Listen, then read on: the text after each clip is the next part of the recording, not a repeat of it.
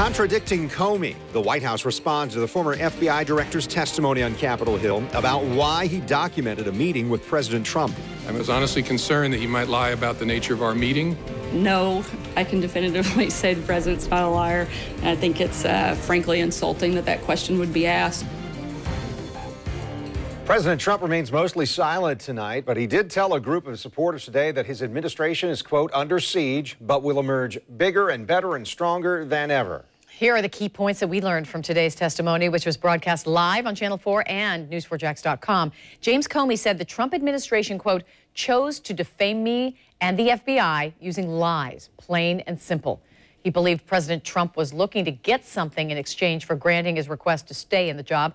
Comey said he thinks he was fired because of the Russia investigation. And regarding the president's tweet about potential recordings of one of their conversations, Comey said today, quote, Lordy, I hope there are tapes.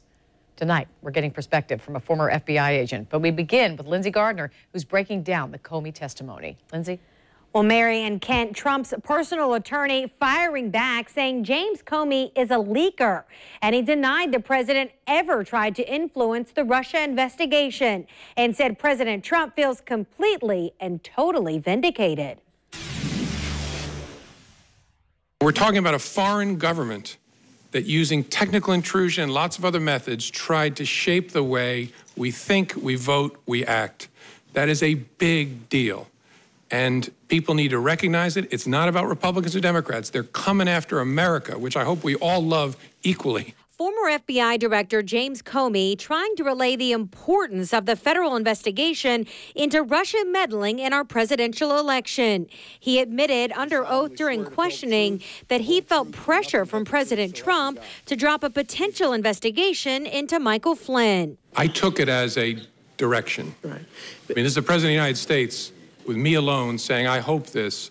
I took it as this is what he wants me to do. Now, I didn't obey that, but that's the way I took it. You may have taken it as a direction, but that's not what he said. Correct. The conversation happened between the two in the Oval Office. President Trump tweeted the conversation may have been recorded. I've seen the tweet about tapes. Lordy, I hope there are tapes. Comey then admitted the threat of the tapes led him to leak a memo to a friend to give to the media. The president's personal attorney, handling all Russian-related matters, seized on that. It is overwhelmingly clear that there have been and continue to be those in government who are actively attempting to undermine this administration. Mr. Comey has now admitted that he is one of these leakers. Leaks were also brought up by Senator Rubio. You ever wonder why, of all the things in this investigation, the only thing that's never been leaked is the fact that the president was not personally under investigation? I don't know. But there were some questions where Comey felt his answers were just too sensitive to give. Do you believe Donald Trump colluded with Russia? It's a question I don't think I should answer in an open setting. As I said, that when I left, we did not have an investigation focused on President Trump. But that's a question that'll be answered by the investigation, I think. At one point during the hearing, Democrat Joe Manchin of West Virginia asked Comey if he felt the situation rises to obstruction of justice. Comey responded that he didn't know, but he was confident the special counsel will sort that out. Kent? Thank you, Lindsay. After Comey's testimony today, we spoke to Tony Kravitz, the CEO of Risk Confidence Group and a former FBI agent who worked alongside Comey. She spoke about some of the bombshells during today's hearing. He called the president a liar. I mean, I don't know how else you interpret his testimony. It was pretty clear. Lie is a very, he put it in his statement, which I read, and in his response to questions today. Second was that he talked about Loretta Lynch, asking him to, tone down his language.